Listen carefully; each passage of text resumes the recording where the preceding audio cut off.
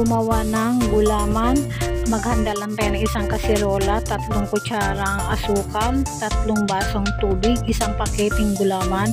Haluin muna natin sa kasirola ang gulaman bago natin isalang sa kalan, at halu-haluin lang natin, hindi natin iiwanan hanggat hindi pa siya malapit makulo.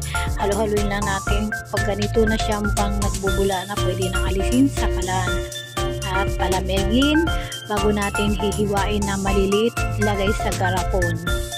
At yan, sinala natin para hindi siya magkakaroon ng buo-buo, nasala yung buo-buo. Yan, makinis oh. Makinis yung ating gelatin. Salamat sa inyong panonood. Huwag kalimutang mag-subscribe kay Kitchen ni Beng.